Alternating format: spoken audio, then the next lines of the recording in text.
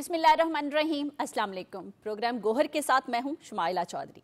हमारे आज के एजेंडा में शामिल है पाकिस्तान IMF के तयशुदा शराइत को पूरा करने के लिए पुरुम्मीद। वज़ीर आला KP मुसलसल कानून को नज़रअंदाज करने लगे। स्पेशल बच्चों के लिए वज़ीर आला पंजाब मरियम नवाज का स्पेशल कद, इस पर माहिराना राय देंगे गोहर भट्ट साहब। अस्सलाम वालेकुम आपको। वालेकुम सलाम, क्या हाल चाल आपके? ठीक ठाक है? अल्हम्दुलिल्लाह ठीक ठाक। भट्ट साहब आप अच्छे लग रहे हैं, लेकिन खबरें भी बहुत अच्छी हैं। अच्छा चलें, आप सवाल करें। मैं फिर गिला अच्छी नहीं खबरों करना का चाहती, अच्छा लेकिन मैं जवाब प्रोग्राम देंगे। को स्टार्ट करना चाहती हूँ। बिल्कुल हमारे वफाकी वजीर खजाना की बात करते हैं, IMF की। जी। उन्होंने अपने बयान में कहा है कि पाकिस्तान जो है ना IMF की तमाम शराइत को पूरा करेगा। जी बिल्कुल। इसका मतलब क्या हुआ? बहुत अच्छी खबर है, पाकिस्तान की मईशत बेहतर हो रही है, हम उनकी शराइत पूरा करने के काबिल हो चुके हैं, अपने पैरों पे अल्हम्दुलिल्लाह काफी हद तक खड़े हो चुके हैं। ऐसा ही है ना? अच्छा देखिए, ये इसमें गिला तो सुन ले मेरा। जी तुसी असल गाल ऐसा मैंने कहा अच्छे से स्टार्ट करती हूँ। नहीं अच्छे से स्टार्ट किया, लेकिन गिला मैंने पहले ही बता दिया। गिला मेरा ये था कि एक गवर्नमेंट थी किसी जमाने में, कुछ लोग थे वो कहते थे मुल्क डिफॉल्ट कर चुका है, खत लिखते थे पाकिस्तान को पैसे नहीं देने, मईशत नहीं है, ये क्या करेंगे, अपने पाँव पे नहीं खड़े हो सकते। अब क्या? अच्छा, अब मामला ये है कि देखिए वो जो लोग ये बातें किया करते थे ना, अब वो जिस हाल में है वो आगे जाके डिस्कस कर लेंगे कि उनकी हालत क्या है। देखिए जिसने भी इस मुल्क का, पाकिस्तान का बुरा चाहा, उसका हाल अच्छा नहीं रहा। बिल्कुल सही बात। उसका मुस्तकबिल कोई भी हो। हमारे पास माजी में ऐसी बहुत सारी मसाले मौजूद हैं। लेकिन मैं अभी ज़ाहिर उस तरफ जाएंगे तो टाइम ज़ाया होगा। अभी मैं सीधा IMF की तरफ आता हूँ। देखिए IMF के साथ जो मायदा होता है ना मुल्कों का, वो होता है उस मुल्क की मईशत को जो कि पटरी से उतरी होती है, उसको पटरी पर ला के उसकी मईशत को चलाना। IMF का बुनियादी मकसद यह है कि वो ममालिक की इस तरह मदद करे कि उनकी माशी सूरत हाल बेहतर हो जाए। अच्छा, अब उसके लिए ज़रूरी है कि जिस मुल्क की सूरत हाल बेहतर करनी, उससे पूछ लें कि आपके पास ज़राए क्या है, आप उनका इस्तेमाल कैसे कर रहे हैं। फिर IMF जो है वो अपने मशवरे देता है कि आप अगर इसको इस तरह कर लें तो ये बेहतर हो सकता है, इस तरह कर लें तो बेहतर हो सकता है। अब वो मुल्क जो है अगर उन शराइत को मान ले तो फिर उस पर अमल करना होता है हर सूरत में। अब माजी में जिस हुकूमत का, ये जिस लोगों का आपने अभी हवाला दिया, बल्कि उस तरफ इशारा किया, उन्होंने किया ये कि IMF के साथ एक मुआहदा किया और उस मुआहदे के बाद उन्होंने उस मुआहदे को 1-1.5 माह बाद तोड़ दिया। जब उस मुआहदे को तोड़ दिया और पेट्रोल की कीमत जो है वो उस जगह पर ले आए जहां पर मार्केट में थी ही नहीं, बहुत नीचे ले आए अपने सियासी एजेंडे के लिए, तो फिर IMF ने कहा कि हो यार, आपके ऊपर तो एतबार नहीं किया जा सकता। अब आप याद कीजिए कि जब उस शख्सियत की हुकूमत खत्म हुई जो कि आइन के तहत बिल्कुल पार्लियामेंट में अदम एतमाद के जरिए हुई थी, तो प्राइम मिनिस्टर शहबाज शरीफ बने और उसके बाद जो पाकिस्तान ने जिस तरीके से दोबारा IMF को राजी किया, क्योंकि वो कहते थे भाई आपके पहले प्राइम मिनिस्टर ने मुआहदा किया, तोड़ दिया, तो आप पर एतमाद कैसे किया जाए। तो जिस तरह से फिर हमने उनको राजी किया और एतमाद दिलाया, सच्ची बात है वो सिर्फ शहबाज शरीफ साहब ही कर सकते थे, प्रैक्टिकली करके उन्होंने करके दिखाया। लेकिन इसमें जो दूसरे हमारे दोस्त ममालिक हैं, जिसमें चाइना है, UAE है, सऊदीया है, कतर है, इन्होंने हमारा बहुत साथ दिया। बहरहाल अब वो हो गया मुआहदा, तो लिहाजा जो मुआहदा हुआ है ना, हमें उस पर अमल तो करना पड़ेगा। और वो यकीन जानिए कि अगर उस मुआहदे पर अमल करेंगे जैसा कि कहा जा रहा है और बताया जा रहा है, तो कुछ 3-4 साल बाद हमारी सूरत हाल आज की सूरत हाल से बहुत ज़्यादा बेहतर हो जाएगी। अभी एक शर्त पर इन्होंने अमल किया है। इन्होंने कहा है कि जनाब ग्रेड 17 और उससे ऊपर के जितने भी सरकारी अफसरान हैं वो अपनी तमाम प्रॉपर्टी को डिक्लेयर करेंगे। जितने प्लाट्स हैं, बंगले हैं, गाड़ियां हैं, कोई भी उनके पास प्रॉपर्टी जो जितनी भी अवेलेबल है, 17 से ऑनवर्ड सारे के सारे वो लेकर जाएंगे और वो उसको डिक्लेयर करेंगे। और ये याद रखिएगा कि पाकिस्तान के हर शहरी के ऊपर लाजिम है कि वो अपनी टैक्स रिटर्न्स जमा करवाए। तो जो टैक्स रिटर्न्स जमा करवाते हैं उन्होंने अपनी एक एक चीज डिक्लेयर की होती है, मगर वो FBR के पास होती है, वो पब्लिक डोमेन में नहीं होती, पब्लिक उसको देख नहीं सकती। ये जो होगी ये पब्लिक डोमेन में होगी, तो ये पब्लिक के, यानी इनको पब्लिक करना लाजमी करार दे दिया गया। अच्छा, ये IMF की शर्त थी। उसकी वजह ये है, इससे जिस डिपार्टमेंट के वो जो ऑफिसर्स होंगे उस डिपार्टमेंट में भी तो शफाफियत आएगी ना। इससे शफाफियत का जो है ना बहुत पता चलेगा कि कहां स्टैंड करते थे, ये असल बात ये है कि भाई ये देखिए ईमानदारी का कोई नेमुल बदल नहीं, याद रखिएगा। जब तक आप ईमानदारी के साथ काम नहीं करेंगे, आपकी सोसाइटी, आपका मुल्क आगे नहीं बढ़ सकता। तो जो लोग ग्रेड 17 के ओहदे पे बैठे होते हैं ना, वो बड़े पावरफुल लोग होते हैं, वो बड़े ताकतवर लोग होते हैं, उनके पास बड़े इख्तियारात होते हैं। ताकतवर से मुराद ये नहीं कि उनकी रिश्तेदारियां बड़ी होती हैं, वो भी अपनी जगह पे मैटर करती हैं, बिल्कुल कानूनी एतबार से उनके पास बहुत ज्यादा ताकत होती है, पावर्स होती है। तो अगर वो पावर्स का बिल्कुल ईमानदारी से इस्तेमाल कर रहे हैं तो उसका नतीजा ये निकलेगा कि पाकिस्तान तरक्की करेगा, पाकिस्तान की मैशत बेहतर होगी, पाकिस्तान की समाजी और सियासी सूरत हाल दोनों बेहतर होगी। लिहाजा इस मुल्क को तरक्की करने के लिए बहुत जरूरी है कि ईमानदारी के साथ काम किया जाए। तो IMF ने ये शर्त लगाई थी, हमने उसको पूरा कर दिया। पहले भी वो ये बातें करते रहे हैं, लेकिन माजी की जो हुकूमत थी, जेड़ा आप जानते हैं प्राइम मिनिस्टर आप वादा करके मुकर गया, उन्हें की अमल कराना सी, बल्कि इस हुकूमत ने इसके ऊपर इस वादे को पूरा कर दिया और आगे भी जो वादे हैं उनको पूरे होंगे और इंशाल्लाह ताला पाकिस्तान की जो मैशत है वो बेहतर हो जाएगी। इस हुकूमत की बात कर रहे हैं आप, अगर ये हुकूमत काम कर रही है तो मुल्क तरक्की कर रहा है, तो मैशत बेहतर हो रही है, तो हम अगलों के जो उन्होंने हमारे साथ शराइत रखी हैं उनको हम पूरा करने के काबिल हैं, तो हमने एग्री किया है ना। अब एक तरफ मुल्क की तरक्की की बात हो रही है, मैशत की बात हो रही है, पाकिस्तान की बात हो रही है, दूसरी तरफ वही लोग दोबारा सड़कों पे नजर आ रहे हैं। किस तरफ जाना चाहते हैं वो? अच्छा देखिए, वो उनके सियासी एजेंडा है।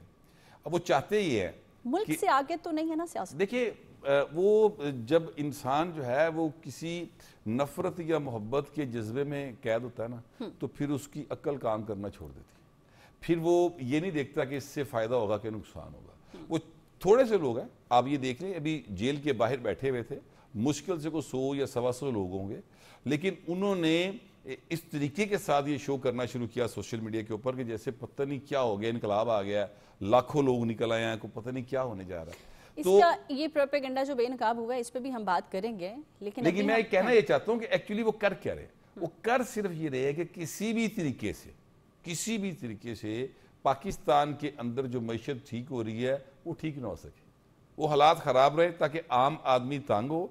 आम आदमी तंग होगा तो वो ला मोहल्ला अपोजिशन की तरफ देखेगा कि भाई ये शायद हालात बेहतर कर दे, तो इसलिए वो सिर्फ ये सारा काम कर रहे हैं। उनका टोटल मकसद ये है। तो ये नफरत की बहुत ज़्यादा शिद्दत नहीं होगी कि आप अपने घर को ही तबाह किए जा रहे हैं, अपने मुल्क को? और वो जो आप कहते हैं कि लोग मोहब्बत में हमारे पीछे हैं, मोहब्बत कहाँ है? आपको तो उनसे मोहब्बत नहीं है। अगर आपको उनसे भी मोहब्बत हो, अपनी आवाम से भी, अपने फॉलोअर से भी, तो भी आप मुल्क का सोचें। अच्छा नहीं, वो उनसे मोहब्बत नहीं है। ये तो जिस शख्सियत के पीछे ये यानी दीवाने हैं नफरत में, मैं उस शख्स की बात कर रही हूं, जो उसकी गाइडलाइन है, उसकी बात कर रही हूं। वो शख्सियत समझती कि वो है तो सब कुछ है। वो अपनी जात से बाहर देखने की सलाहियत ही नहीं रखते। वो समझते कि जो मैं हूं वो कोई भी नहीं, मेरे नाल दा कोई नहीं, जो मैं सोच लिया वो वही दुरुस्त है, जो मैंने कह दिया वही कानून है, जो मैंने बोल दिया वही आईन है।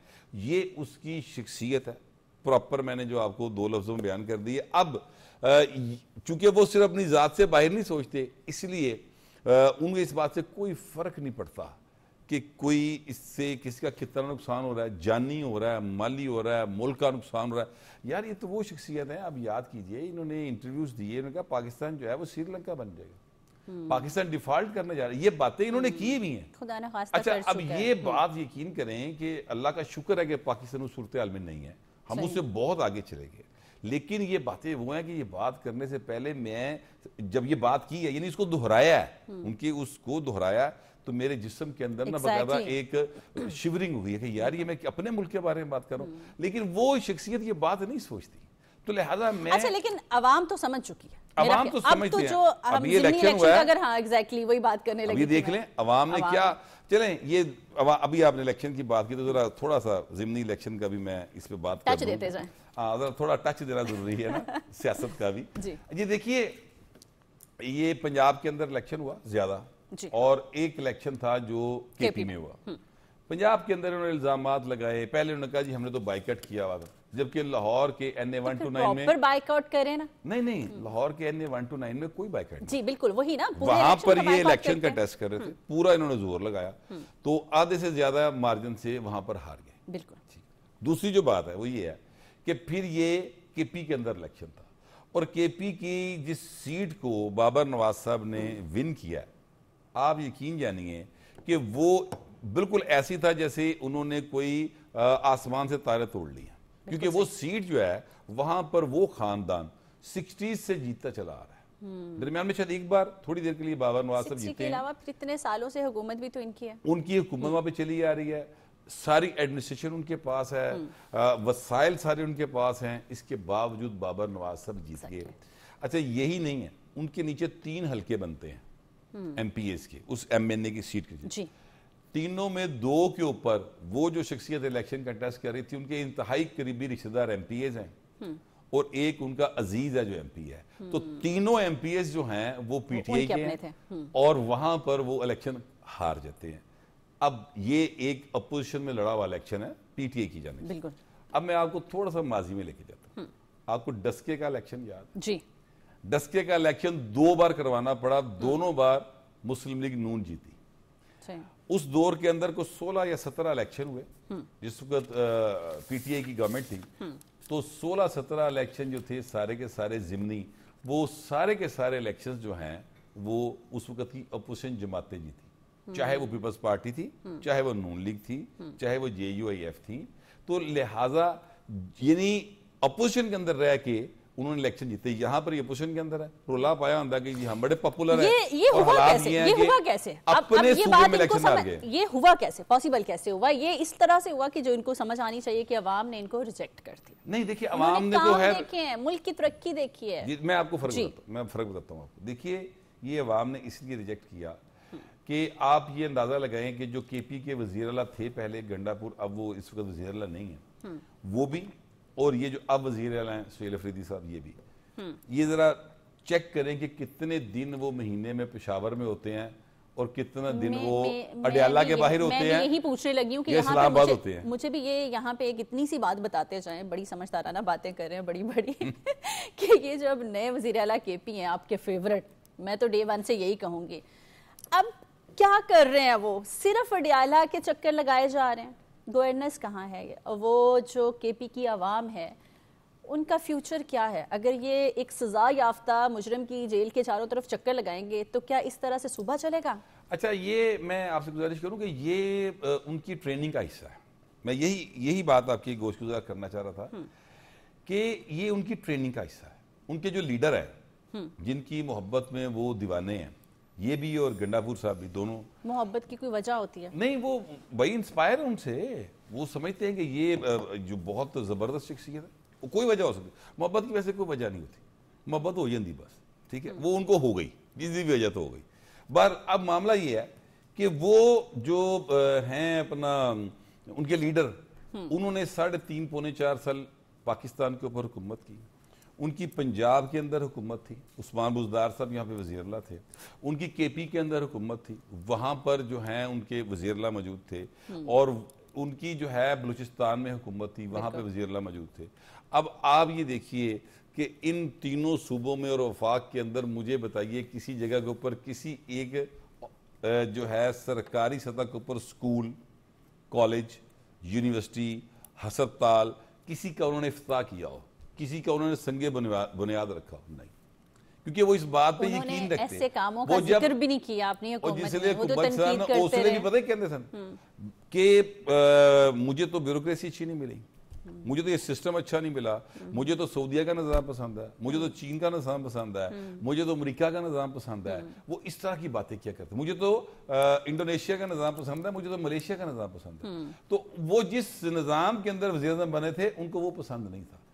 असल में ये वो लोग हैं जिन्होंने सिर्फ बातें करनी, इन्हें काम करने की, लोगों की फलाह का कोई इनका ताल्लुक वास्ता नहीं। उस्मान बुज़दार भी इस सूबे के वज़ीर-ए-आला थे। आप यकीन कीजिए, पता नहीं तब आप कितना बाहर निकलती थी या क्या सीन था।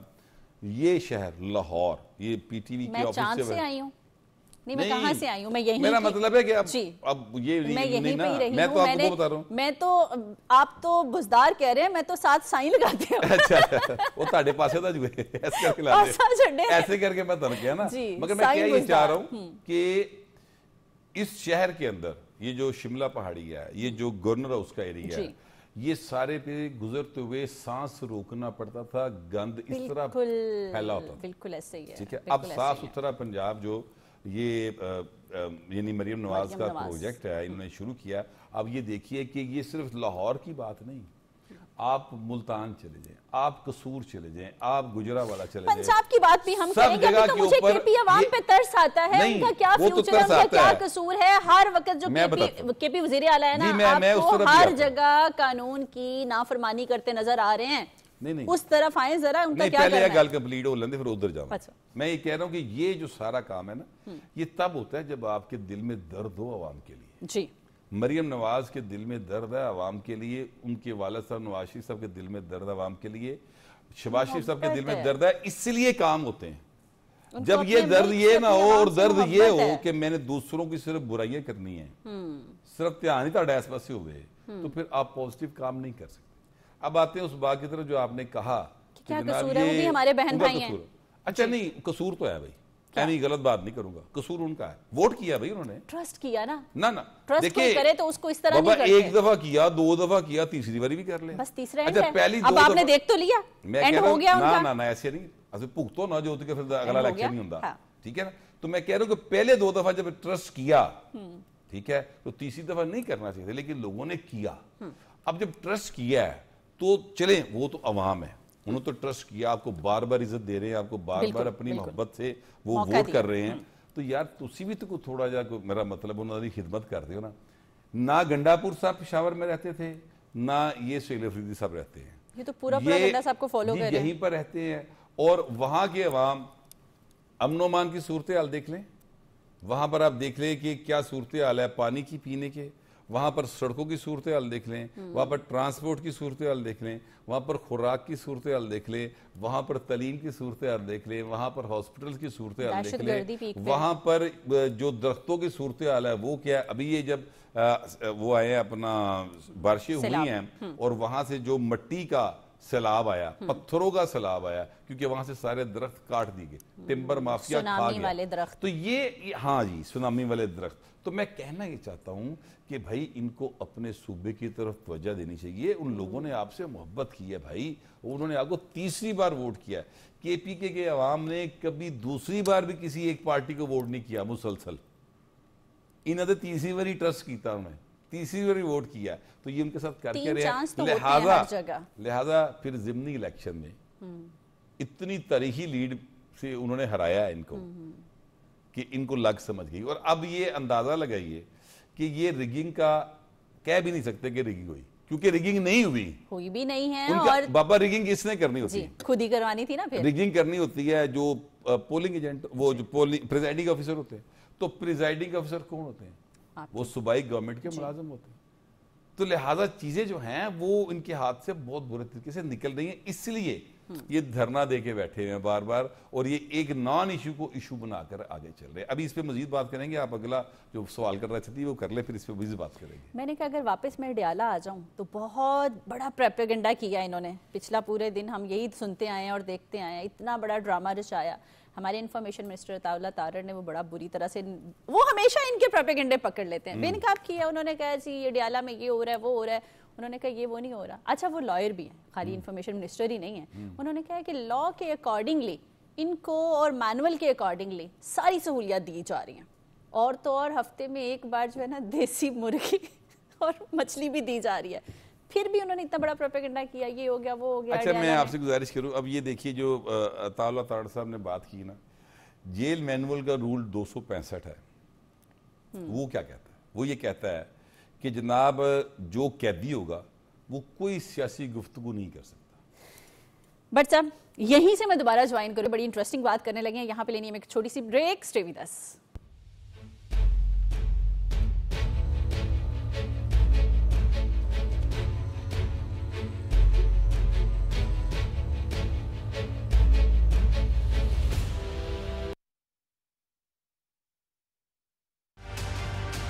इनफरादी नहीं, इज्तिमाई काविश ही कौम को कामयाबी से हमकनार करती है। इससे पहले कि पोलियो हमारे बच्चों को उम्र भर के लिए माजूर बना दे, इन्हें पोलियो के कतरे जरूर पिलवाएं। महकमा सेहत की टीमों से ताउन करते हुए जिम्मेदार शहरी होने का सबूत दें, क्योंकि सेहतमंद बच्चे ही कल के रोशन मुस्तकबिल की जमानत हैं। पोलियो से पाक पाकिस्तान, हर बच्चे के लिए।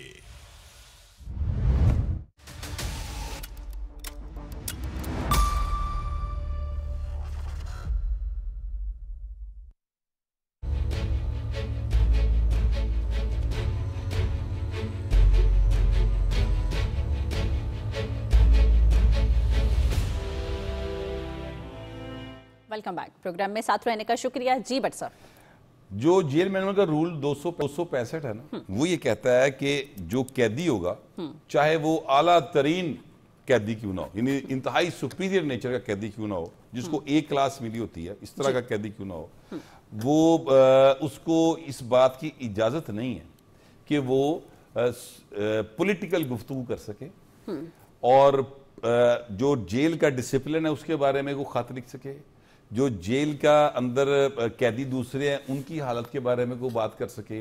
ये जेल मैनुअल है।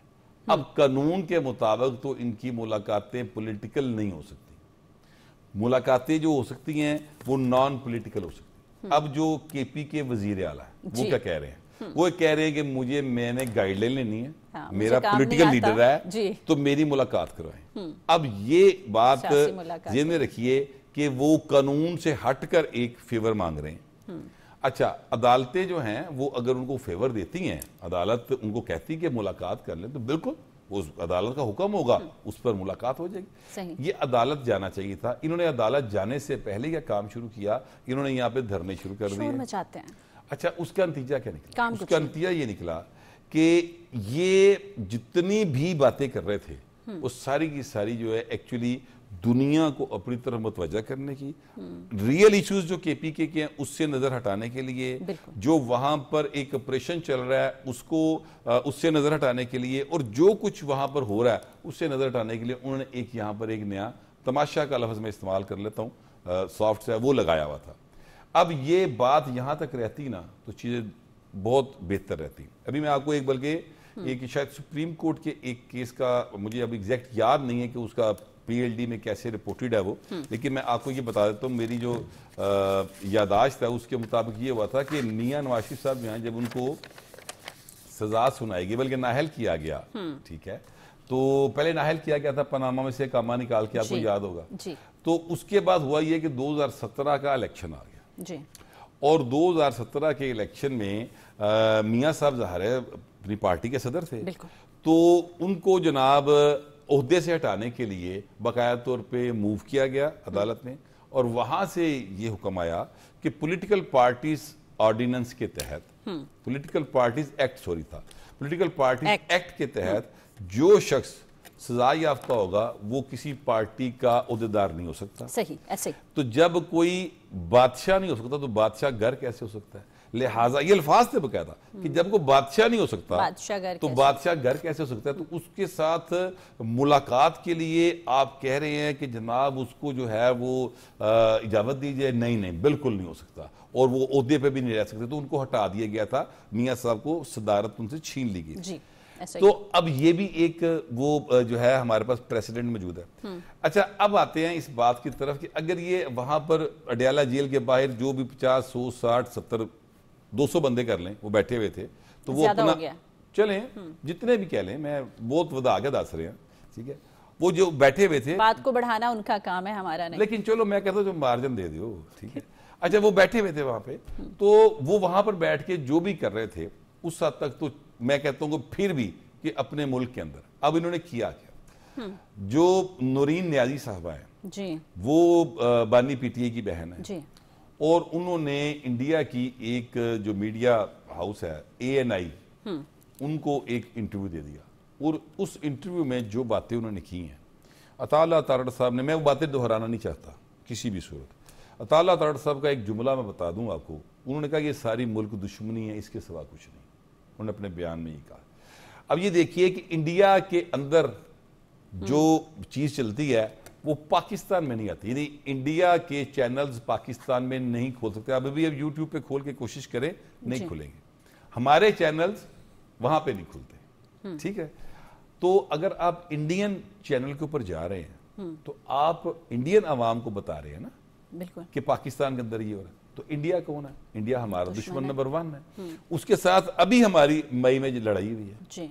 और जिस शख्सियत की वजह से इंडिया ने, जिस शख्सियत ने इंडिया को मारा है, बल्कि मैं सीधी बात करूं, हमारे फील्ड मार्शल जिनके नाम से वो बकायदा डरते हैं, खौफ खाते हैं, उनके खिलाफ आप सारी गुफ्तगू करें, कुछ खुदा का खौफ करें, आप पाकिस्तान के खिलाफ लगे, ये मुल्क दुश्मनी तो और क्या है। फिर बात यहां पर खत्म नहीं होती, फिर ये चीजों को जंग के दिनों में अगर मैं गलत नहीं हूं तो इनके बेटे ने भी ऐसा किया था। जी, उनके बेटे ने भी किया था, वो सजा याफ्ता है, इस जेल में है। लेकिन मैं कहना ये चाह रहा हूं कि ये मुल्क दुश्मनी है, इसके अलावा और कुछ नहीं। फिर ये सिर्फ ये नहीं गई हैं, बल्कि इनके और लीडर्स जो इनकी पार्टी के, ये इनकी पार्टी के हमदर्द हैं, वो भी इंडियन चैनल्स के फिर ऊपर कहते हैं वो खवातीन गैर सियासी हैं। अच्छा, फिर वो कहते हैं गैर सियासी हैं। अब मैंने दस दे सियासी की होता है, गैर सियासी की होता है, और सियासी भी रह लें, मुल्क में रह लें तो भी ठीक है भाई। मुल्क के अंदर आप देखिए ना, आपका जो भी मामला है वो पाकिस्तान के कानून के तहत है ना, तो अदलिया मौजूद है भाई, अदालत में जाएं। जो काम इन्होंने आज सुबह किया कि वो अदालत में गए हैं, पिटीशन दायर की है, ये काम पहले करना चाहिए था। साथ ही साथ एक पॉलिटिकल फ्रंट खोलना चाहिए था, यानी स्पीकर एयाज सादक साहब के पास चले जाते, एक फोन करते शहबाज शरीफ साहब को, अब जा रहे हैं, अब गए हैं, आज गए हैं ना, यानी वो सारा काम जो शुरू में करना चाहिए था वो सबसे एंड पे कर रहे हैं जाके। तो ये अगर फर्ज करें वो राना सनाउल्लाह से रब्ता करते, हालांकि यकीन कीजिए मैंने राना सनाउल्लाह का जिक्र किया है, जो राना सनाउल्लाह साहब ने जिस तरीके के साथ जेल काटी हुई है ना, बिल्कुल मैं उसका गवाह हूं, इसलिए कि मैं रिपोर्टिंग करता था और मैंने वो देखा है किस तरीके से राना सनाउल्लाह जो हैं वो दलेरी के साथ एक सेकंड के लिए वो शख्स की आवाज में कोई खौफ नहीं होता था, वो बिल्कुल गरजदार आवाज से कहते थे कि मैं अपने लीडर नवाज शरीफ के साथ पहले 100% था, अब 1000% खड़ा हूं। बिल्कुल सही। करते क्या थे ये? मैं आपको उनके दौर की छोटी सी मिसाल बता दूं। ये जो कचहरी है, यहाँ पर राना साहब को लाया जाता था जी। मियाँ शहबाज शरीफ साहब को भी इधर लाया जाता था, मरियम नवाज आती थी या नवाज शरीफ साहब आते थे, तो गर्मी होती थी, हब्स का मौसम होता था, वहां पे लाइट पहले ऑफ कर देते थे। ठीक है, अब कैमरामैन हैं, अब रिपोर्टर्स हैं, मीडिया है, पुलिस है, उनके कारकुन है, तो बहुत रश हो जाता था, बिल्कुल सांस लेना मुश्किल होता था क्राउड में। ऐसी सूरत हाल के अंदर ये रखते थे। जेल के अंदर क्या किया राना सनाउल्लाह के साथ, उनका सेल जो था, उस सेल के अंदर चीनी फेंक देते थे। इस गर्मियों के दिनों में कीड़ियां आ जाती थी, अब ना वो लेट सकते थे, कोई चीज नहीं थी, चादर कुछ नहीं, कोई चीज नहीं होती थी, न लेट सकते थे। कि उनका कोई आंख का भी इशू हो गया था, फिर आंख का भी हुआ। वो राणा साहब माशाल्लाह इतने ब्रेव हैं कि वो बीमारियों का, उन्हें बीमारियां बहुत सारी थी, मेडिसिन नहीं पहुंचने देते थे, नहीं पहुंचने दी। याद है उनकी बेगम जो है ना, वो जेल के बाहर खड़ी होती थी, हम लोग कवर करते थे, और हालत ये थी कि जब हम कवर करते थे तो टीवी चैनल्स जो है वो उसको एयर नहीं कर सकते थे, जरूरत नहीं थी जी। ऐसी सूरत हाल अभी तो आपको इतनी आजादी है, अभी तो सारा कुछ आपके पास है, आप जो चाह रहे हैं, सहूलतें ही बहुत हैं, बहुत सहूलतें। भाई मैं एक वैसे बात करता हूँ, ये देसी मुर्गी जो है कितने पाकिस्तानी रोज खा लेते हैं, या हफ्ते में एक दफा खा लेते हैं? नहीं खाते। मछली कितने के जाने खा लेंगे पाकिस्तानी? 0.1% भी नहीं होंगे, बिल्कुल जो ये अफोर्ड कर सकते हैं, ठीक है, वो भाई साहब अंदर बैठे खा रहे हैं। फिर प्रॉब्लम है कि हाय साडा लीडर जेल, सहूलतें नहीं है, जिम प्रॉपर तो है, जेल में वो जेल में इसलिए है भाई कि उनके ऊपर बेगम से मुलाकात है, सब कुछ है। 190 बेगम भी अंदर है ना, हाँ बेगम भी मुजरिम है। 190 मिलियन पाउंड की चोरी का केस साबित हुआ है, वो करप्शन साबित हुई है, एग्जैक्टली, और उसमें 14 साल कैद बामुशक्कत है। तो ये क्या भूल गए हैं कि इन्होंने क्या कुछ किया हुआ है? तो यही तो मैं कह रहा हूं कि वो वक्त याद करें। अच्छा, मैं इन्होंने वो किया हुआ है जो कभी साबित भी नहीं हुआ, जो प्रोपेगेंडा था, जो झूठ था, जो इल्जाम थे, जो ज्यादती थी। जी जी।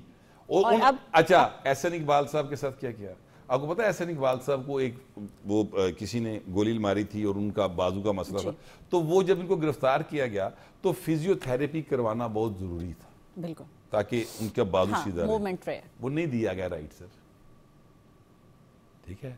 और एहसन इकबाल साहब या शाहिद खान अब्बासी साहब दोनों जो हैं उसके मतलब वो बड़ी कद्दावर शख्सियात सियासी तौर पे तो हैं, अदरवाइज फिजिकली उनकी हाइट माशाल्लाह बड़ी अच्छी है। तो जिस सेल में ये जहां पे रखा जाता था वो सेल का साइज भी कभी मालूम कर लें। मैं ये कहना चाहता हूं कि हर सतह के ऊपर वो जुल्म किए हुए हैं, अब इनके साथ तो कुछ हो ही नहीं रहा भाई। मछली खानी है मछली आएगी तो डकना नहीं बस इन्नी गल समझानी है वेले दी वाग वैरिया साडे हथ भी आनी है। बात तो साबित हो गई। ये बात जो है ना समझने की है, तो ये इनको समझ आनी चाहिए। अभी भी मैं कहता हूं कि इनको बड़ा आसान है, ये पॉलिटिकल रास्ता लें, जैसे आज असद कैसर साहब गए हैं, बिल्कुल जैसे ये मतलब जाके उन्होंने अच्छा प्रॉब्लम क्या है? प्रॉब्लम क्या है? सियासी लोग हैं इनके साथ भी अटैच, फिर पॉलिटिकल रास्ते पे आते क्यों नहीं है? ये शोर शराबा, ये झूठ, ये प्रोपेगेंडा, वो तो बड़ी जल्दी आजकल तो मीडिया का दौर है, कोई चीज छुपती नहीं, बेनकाब हो जाते हैं। फिर ये उस ट्रैक पे क्यों नहीं चलते? कोई नासमझ लोग तो नहीं है ना, बड़े सीनियर्स लोग शामिल हैं। देखिए इसमें प्रॉब्लम ये है कि जो इनके लीडर है ना, देखिए पीटीआई के अंदर सिर्फ एक लीडर है, वन मैन, वो बानी पीटीआई है, ठीक है। बाकी सारे जो है ना वो उसके इशारों के ऊपर एक्ट करने वाले लोग हैं। यानी ऐसा नहीं है कि वहां पे कोई मशवरा भी दे, अगर किसी ने मशवरा दिया है तो अगर वो नागवार गुजर गया मशवरा, तो उसके बाद जो उसकी हालत होती है सारा मीडिया देखता है। सोशल मीडिया के ऊपर शेर अजहर मरवत साहब के साथ क्या हुआ, उन्होंने क्या बात की थी कि पॉलिटिकल रास्ता इख्तियार करें, ठीक है। अकेले शेर अजहर मरवत नहीं है, गंडापुर साहब के साथ क्या हुआ था, उन्होंने कुछ बातें मानने से इनकार कर दिया था, उन्होंने कहा जी ये नहीं हो सकता। उनके साथ क्या हुआ, वजारत आला भी गई, और जो उनके यूट्यूबर जो है पीटीआई के उनके साथ करते रहे हैं, ये कर रहे हैं, वो भी अपनी जगह के ऊपर है। तो ये वहां पर एक पूरा फाशिस्ट अप्रोच है जिसके तहत ये चल रहे कि जो मैंने कह दिया बस वही ठीक है, बाकी कोई कुछ नहीं है। तो जब आप इस सोच के साथ यानी जिंदगी गुजारते हैं, आप जेल में हो ना हो आप कैद होते हैं, क्योंकि आप अपनी सोच के अंदर कैद होके रह गए। तो लिहाजा बड़ी एक मिजरेबल लाइफ होती है। वैसे आपस की गल सोचो कि तुसी अपने तो अलावा कोई सोच ही नहीं पा रहे। यानी आप देखें ना, मैं आपकी बात सुनता हूं, तो आप बीमारी नहीं कहेंगे फिर? जी सर, तो मैं नहीं कहना चाहता सीधी गल, सीधी बात करनी है ना हमने यहाँ पे। सीधी अगर हम सीधी बात नहीं कहेंगे, हो सकता है उनको ना पता हो, तो फिर उनका भला कैसे होगा? ट्रीटमेंट ले लें। अच्छा, ये बात जो है ना उनकी पीटीआई के हर उस शख्स को मालूम है जो बाकायदा एक पॉलिटिक्स करता आ रहा है।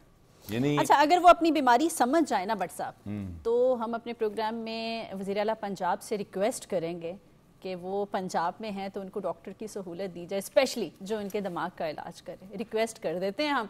उसके अलावा अब हम बात करते हैं वज़ीर आला पंजाब मरियम नवाज साहिबा की, जिसको कहते हैं ना माँ, एक तो होता है खाली कहना, उन्होंने साबित कर दिया। ये बात दुरुस्त है, ऐसे ही है ना। हाँ।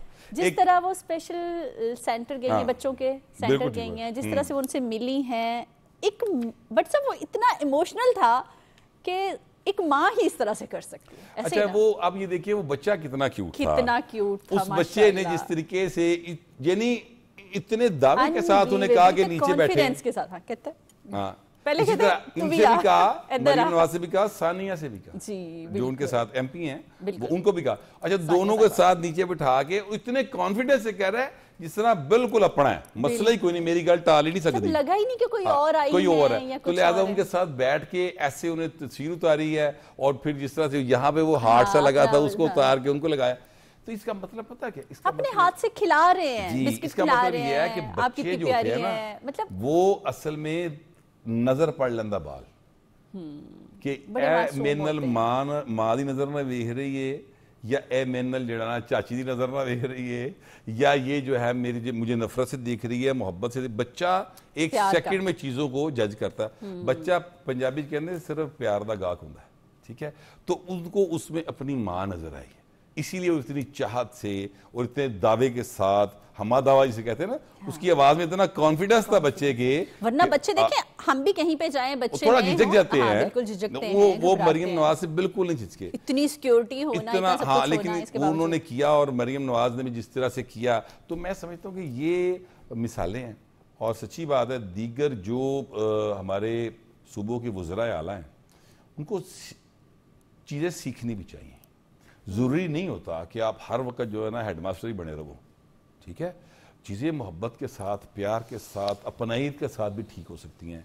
और मैं सच्ची बात है, फिर एक और 2 रोज़ पहले का शायद वो वाक़या है, लेकिन आज डिस्कस कर लेते हैं। जिस तरह प्लाट जो हैं वो तकसीम किए, कुरानंदाजी हुई, पंजाब हुकूमत की एक स्कीम है, उसमें वो जो बेघर लोग हैं उनको प्लाट्स दे रहे हैं और फ्री ऑफ कास्ट है, बिल्कुल 3 मरले के। तो उसकी कुरानंदाजी भी, तो मियां नवाज शरीफ साहब जो थे वो भी साथ थे और मरियम नवाज ने कुरानंदाजी करके तो उस शख्सियत को फोन में लाया और कहा जी कि अब मियाँ साहब आप बात करें। तो वो शख्स जो है वो कहता जी मैं रहने वाला था, वो था शायद साउथ का, और वो कहता है मैं तो इस तरफ आके जॉब कर रहा हूँ, मजदूरी कर रहा हूँ। और वो यानी उस बंदे को पहले तो यकीन ही नहीं आ रहा था कि मैं मियाँ नवाज शरीफ साहब के साथ बात कर रहा हूँ। फिर जब उन्होंने बताया तो उन्होंने कहा जी मैं कैसे नहीं जाता, उन्होंने मेरा नाम सुना है। मियाँ साहब ने कहा अच्छा, बड़ी मासूमियत से मुझसे कह रहे हैं मेरा नाम सुना है। तो कहते हैं कि जी आप कैसी बातें कर रहे हैं, आपको क्यों नहीं सुना। तो ये सारा कुछ जो है ना इतनी शफाफियत के साथ और इतने मतलब अपनायत के साथ लोगों के साथ किया जा रहा है। अच्छा, आप अपनी बात कर रहे थे कि आपने रिपोर्टिंग की है, जाहिर सी बात है आपका बहुत एक्सपीरियंस है, हम तो भी बहुत नए हैं। आपने तारीख में कभी पहले ऐसे किसी वज़ीर आला को देखा है जो सैलाब के दिनों में जहाँ पे किस तरह का माहौल होता है? खुद वहाँ पे भी हमने उनको बोट्स पे जाते देखा, बच्चों को निकालते टेंट्स में, जिस तरह से वो कौन लोग थे, वो बहुत ही गरीब और वो लोग थे जिनके पास मेरा ख्याल आप मैं भी जाते हुए 10 बार सोचेंगे कि जाएंगे तो ये होगा वो होगा। खुद वहां पे जाना उनको क्या था, वो भी ममता ही थी ना, वो मुल्क बिल्कुल ठीक क्या था उनके लिए, तो सारी अवाम इक्वल है। देखिए ये इस बात का बाकायदा इजहार है जी कि ये मेरे लोग हैं, एग्जैक्टली मैं इनमें से हूं, ये मेरे में से हैं, ये ऑनरशिप है। तो जब अच्छा फिर मरियम नवाज ने खुद भी गई और अपनी पूरी टीम, मरियम औरंगजेब की जो क्या कहते हैं जेर निगरानी कहना चाहिए क्योंकि सीनियर मिनिस्टर हैं, वो तो बैठी रही डेरा जमा के बैठी खुदी, और उसने वहां पर जिस तरीके से काम किया, पूरी टीम ने काम किया, बाकायदा काबिल सताइश बात। ये सच्ची बात है, माजी में हमने ऐसा नहीं देखा। ये होता रहा है कि हुक्मरान जाते रहे हैं, काम करते रहे हैं और उन्होंने बड़े काम किए वहां पे रह के, लेकिन जिस तरीके के साथ वो जब तक वहां से आखिरी बंदा रेस्क्यू नहीं कर लिया, वो वहां से नहीं निकली हैं, ये वाकई बहुत काबिल सताइश बात है। इसी तरह बिल्कुल जैसे हम स्पेशल बच्चों की बात कर रहे थे कि तारीख में कभी हमने ऐसा पहले नहीं देखा, हमने भी नहीं देखा, आपने भी नहीं देखा होगा। अभी उन्होंने एक और काम किया है कि स्पेशल बच्चों के लिए ना मील उसका आगाज किया है। जी बिल्कुल। इससे जो बच्चे हैं बट साहब छोटे, उनको कितनी मोटिवेशन मिलेगी?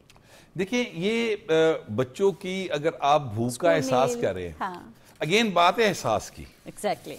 बच्चे घर से आते हैं और जब उनको वहां पर रिसेस के अंदर आप मील मिलता है कि भाई ये आपके लिए है खाना, वो खुश हो जाते हैं।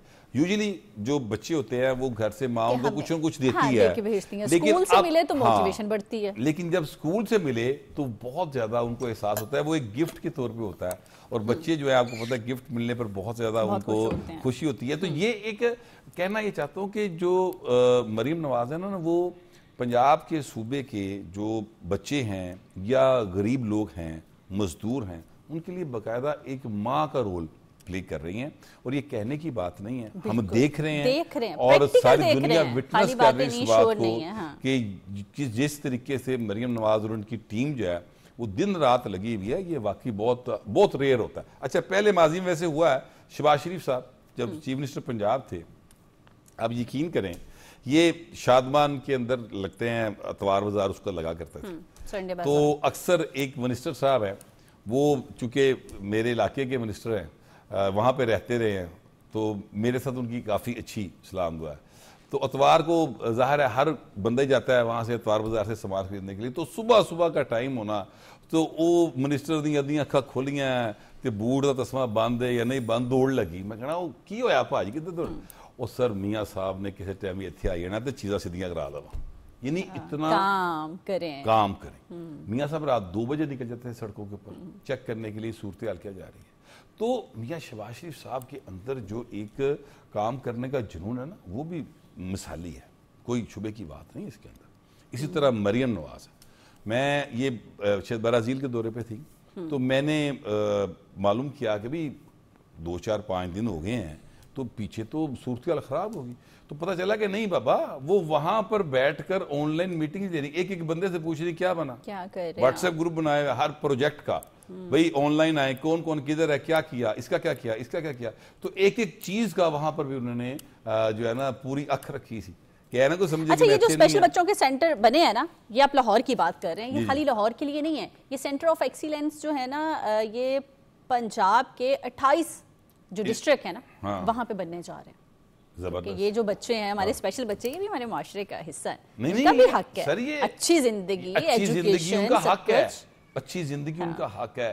और जिनके घर में इस तरह का कोई बच्चा होता है, वो किस तरीके से, यानी उनकी देखभाल उस माँ बाप के लिए सबसे इंपॉर्टेंट चीज होती है, वो सबसे अहम चीज वो होती है, बिल्कुल, जो स्पेशल किड होता है उसके लिए। तो ये बड़ा अच्छा मरियम नवाज जो है ना, ये सारा काम कर रही हैं, और इसकी यकीनी तौर पे मैं समझता हूँ इसका अजर भी उनको मिलेगा, दुनिया में भी मिलेगा और आखिरत में भी इसका जरूर मिलेगा। आखिरत में तो ठीक है, मैंने कहा कि इससे बरकत कितनी होती है। और उन्होंने जो अपने वाक्य शेयर किए कि ये हमारे घर में भी ऐसे है, और क्यों उनको इतनी मोहब्बत है कि एक बच्चे से रौनक कितनी होती है, बट साहब पूरे घर में ऐसे ही, बिल्कुल ठीक बात है, ऐसे ही है।